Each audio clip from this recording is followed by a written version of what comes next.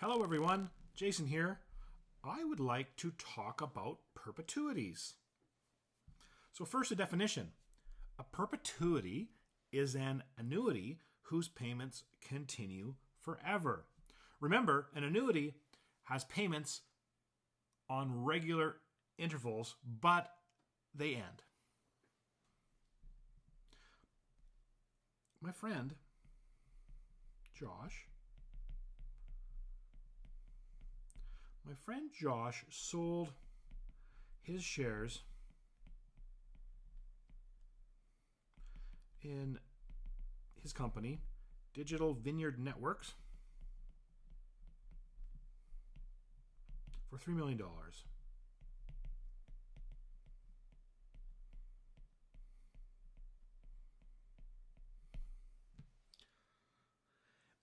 If he took that $3 million and just kept it in the bank.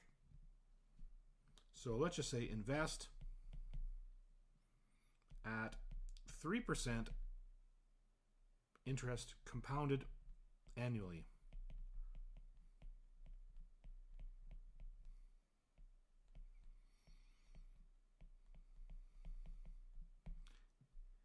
He could withdraw. Let's make a little what's $3 million? So $3 million, 1, 2, 3, 4, 5, 6 times 0.03, $90,000 per year. So he could withdraw $90,000 per year and never lose his principal.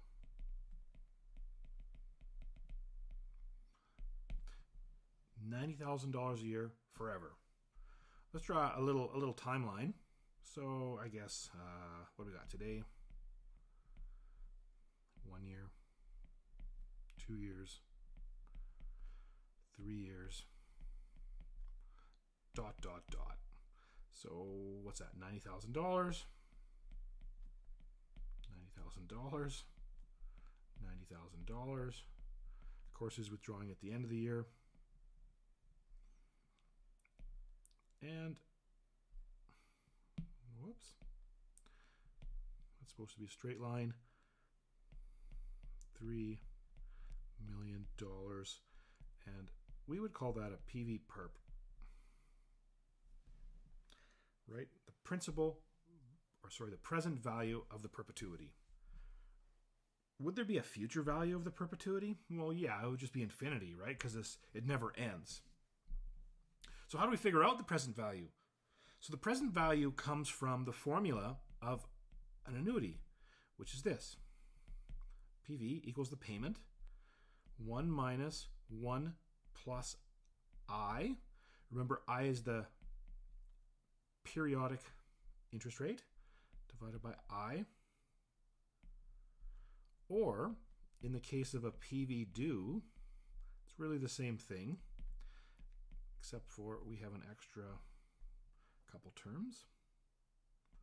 1 minus 1 plus I to the power of negative n, all over I, 1 plus I. So again, these are the formulas for an annuity. Since a perpetuity is an annuity, which makes payments forever,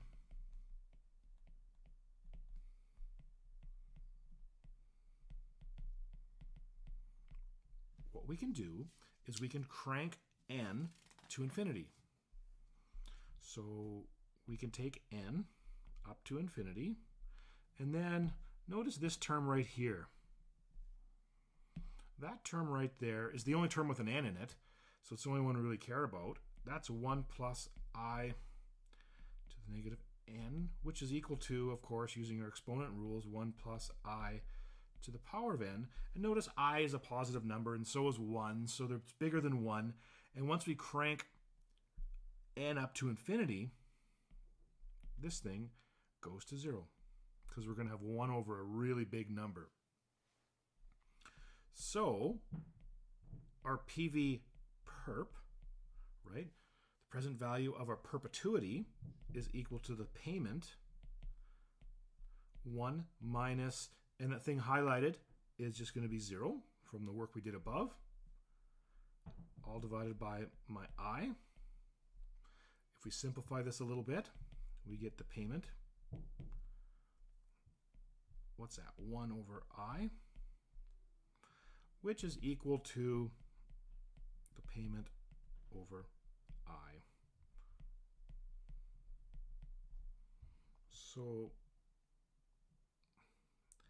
there's a formula for the present value of my perpetuity. There you go. And likewise, if I did the PV perp due,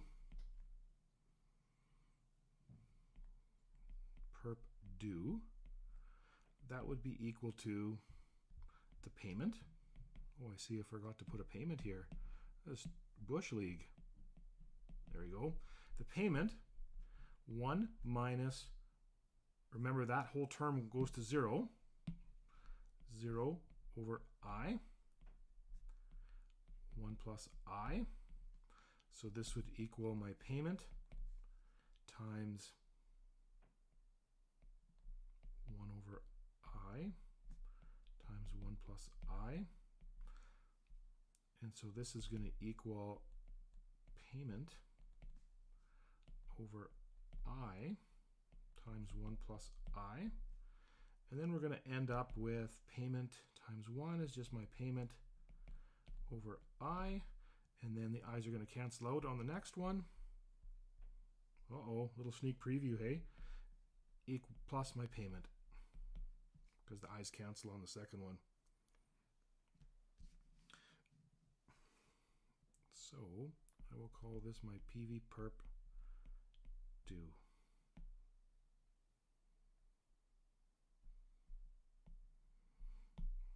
And there we go. We don't have to worry about a future value because, well, it's going to be infinity. All right, an example. And you guys got a little sneak peek of it. By the way, we have to do perpetuity calculations by hand if we are using the BA 2+ calculator, because our n would be infinity. So here's an example.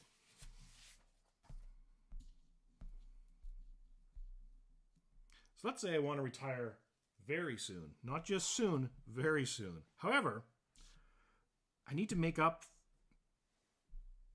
for $1,500 per month of lost income.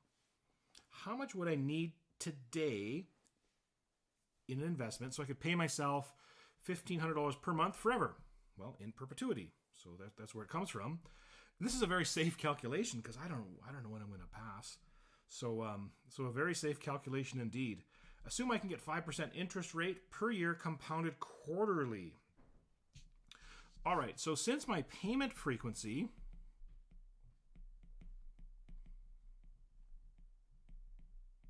is monthly, and my compounding frequency is quarterly, I need to do some work.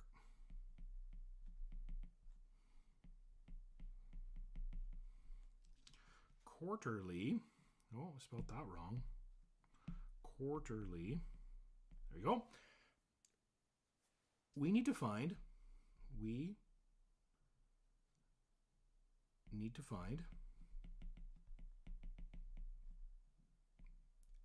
an equivalent periodic interest rate